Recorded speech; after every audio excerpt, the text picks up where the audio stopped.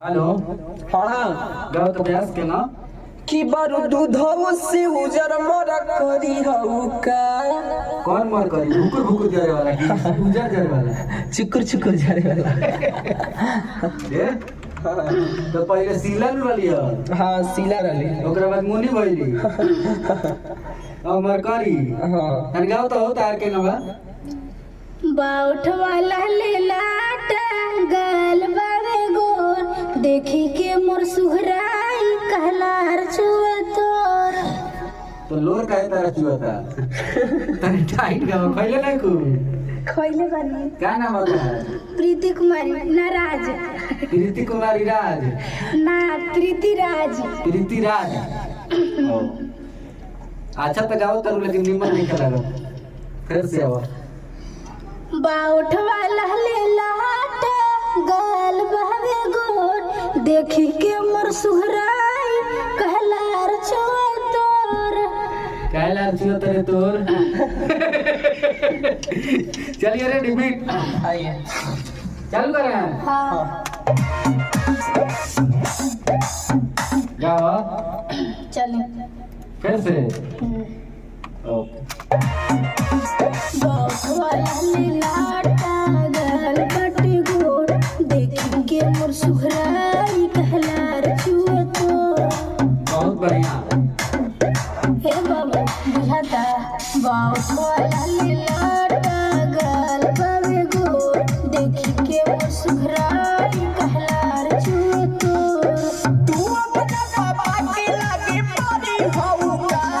बड़ू दूधो से उजर मोरा करी हऊ का। बड़ू दूधो से उजर मोरा करी हऊ का।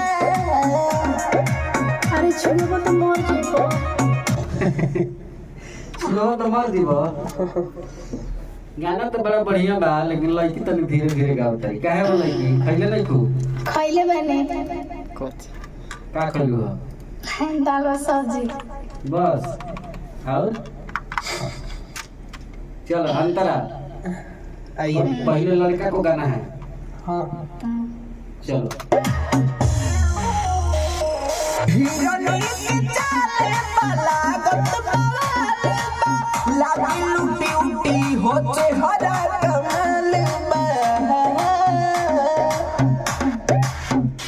बावे तोहरा में तुम तो तू बन जा बलम बड़ा तू हो जवान तो जवान बनी हम। झूठेला सच उतरो सब भरी हऊ का। बरु दूधाओ से उजर मोरा करी हऊ का।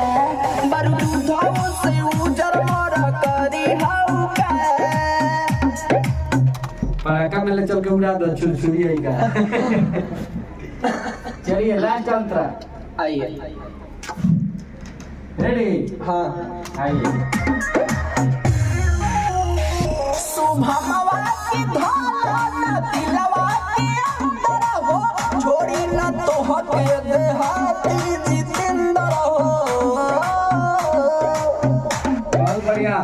हम हई जहर के पुरियानु हो नम हटे पीरिति भोजपुरियानु हो। अरे बारू बार मुरुगा के तारी हऊ का।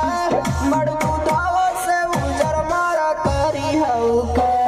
बड़ दूधाओ से उजर मारा करी हऊ का। बहुत बढ़िया अच्छा गाओ तारा लोग हो गई। हाँ अभी अच्छा से याद करो लोग ठीक बा। इतना दिन मजाक चल रहा था। हाँ मजाक बस मजाक।